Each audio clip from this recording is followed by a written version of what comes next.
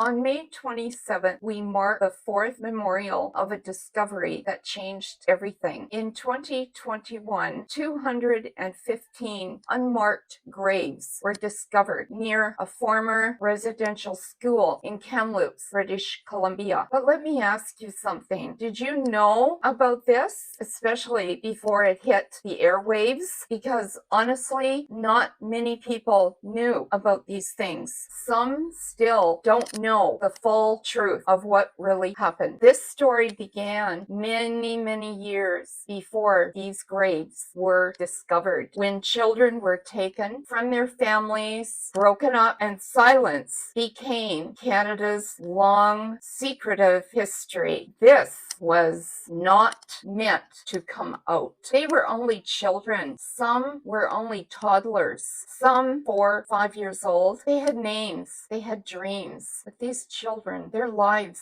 were taken. Songs were taken. Languages were dismissed, disrupted. Still, they were taken. I believe it's not just Kamloops. It's all across Canada, from one shore to the other, where children were buried without a name, in silence. Cowessess, Brandon, Kuper Island, Marieval, Cranbrook, places all across Canada, buried for what they believed would stay buried, and we would never know. All this matters. And if you've never heard these stories before, please stay, listen, and learn this full tragic story of these children that were meant to stay in silence forever. This is a perspective on Canadian history that you might not know. Let's delve into this and learn the truth that needs to come into the light in Echoes of Truth.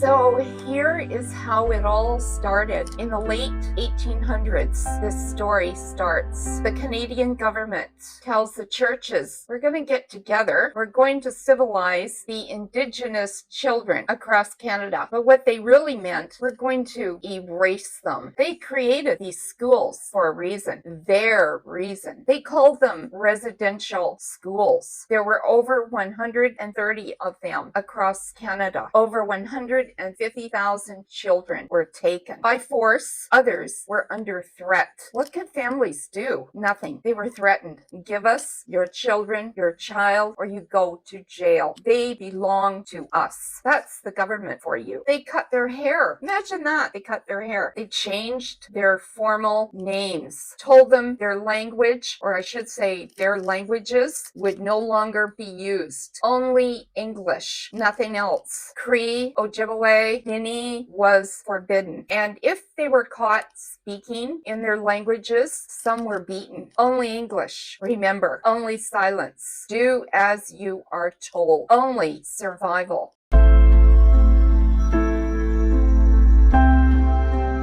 Picture this. You're only 6. You're alone. You miss your mom. You miss your family. You miss your home. Lonely. Desperate. You whisper mama's name in your own language, and someone hears you. Oh no. And then you get beat for it. That was real. That really happened. And then some kids, God forbid, they were sexually abused. Others were starved, beaten on a daily basis, gone to bed without food. Some did try to run away, but they were caught and brought back. They all hoped to see their families again. They prayed for it every night when they went to bed. Some children, they never ever came back. They went missing. No calls, no visits. Desperation. What's going to happen to us? And for decades, people said, well, that was the past. Yes, so it happened. Move on. No, no move on. You can't bury the truth forever.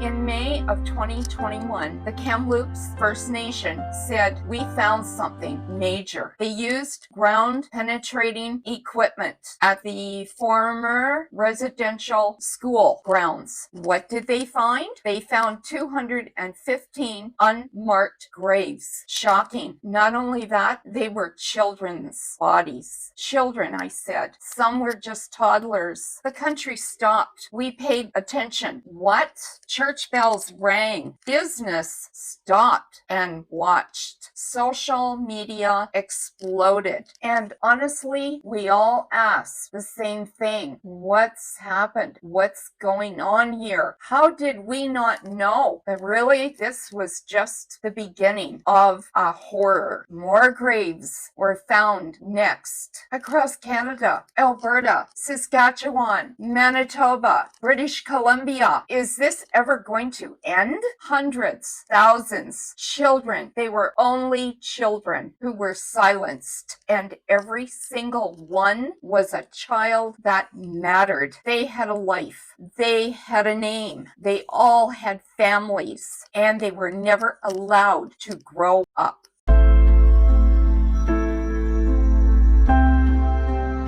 You know what hits the hardest? Someone who survived it, who lived through it. Elder Mary Cogene said, I was only 6 at that time, and I didn't see my mother for 7 long years. 7 years. She talked about being hungry, cold in bed at night, not enough blankets, cold floors, no warm socks, darkness, always darkness. About how they prayed at night for their parents to come and rescue them and take them home where they belong, but they never came. Chief Robert Joseph said something I'll always remember. He said, we carry the scars, all of us who survived. Strength. Those voices never died. Those brave, trembling voices stayed with us. They are the reason we all remember.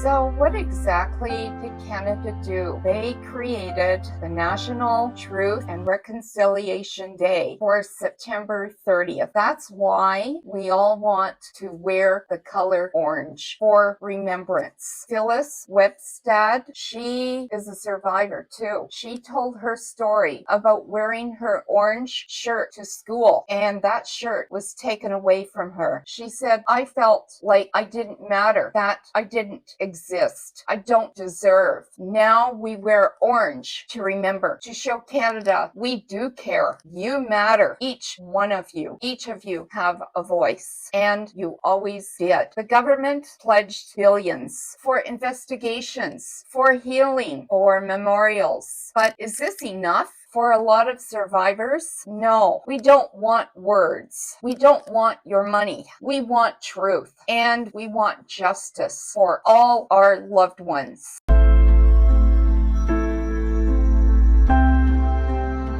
What does this really mean? Every child matters. It means that no child should ever be punished for speaking their own language. It means that no child should be told that they don't exist, that their race does not belong. Yes, they do belong. It means the past can never be fixed, but we can certainly face these facts and bring them out into the open. So to teachers, don't skip this part of history. To leaders, don't delay the justice. To every one of us, don't look away, because the silence is deafening. We must remember, and now we must listen to the truth.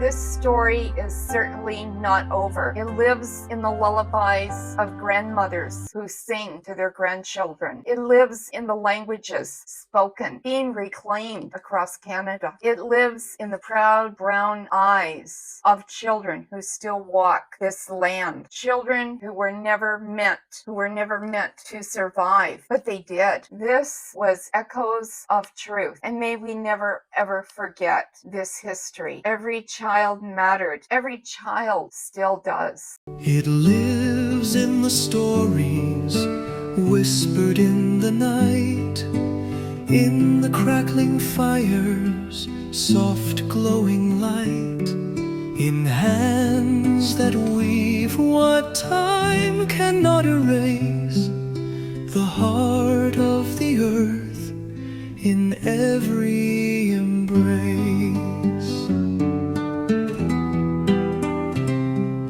It breathes in the winds that dance through the trees, ancient songs carried by the breeze. It rises with each drum beat in the sand, a rhythm that binds this sacred land. It lives in the lullabies grandmothers sing,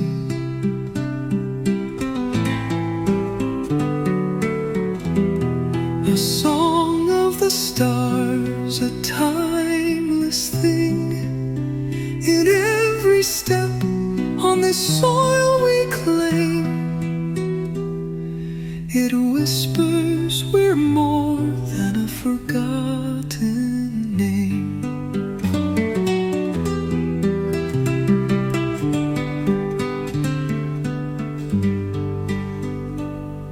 It's etched in the rocks, in rivers that flow, in the seeds of wisdom our ancestors sow.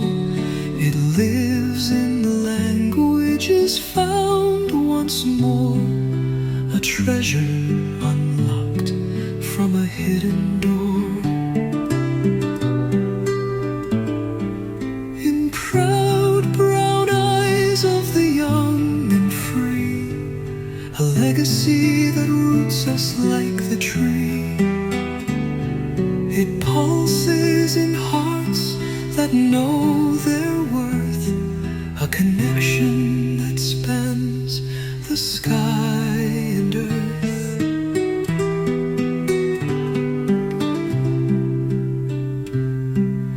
It lives in the lullabies grandmothers sing, a song of the stars, a timeless thing. In every step on this soil we claim, it whispers we're more than a forgotten name.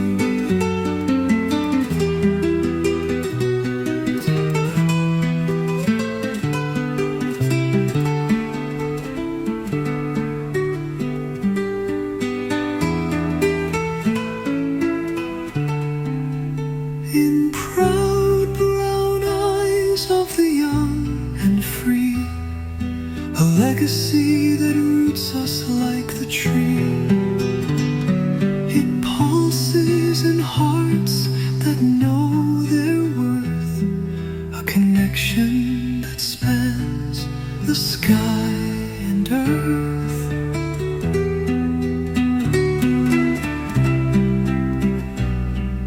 It lives in the lullabies grandmothers sing, a song of the stars.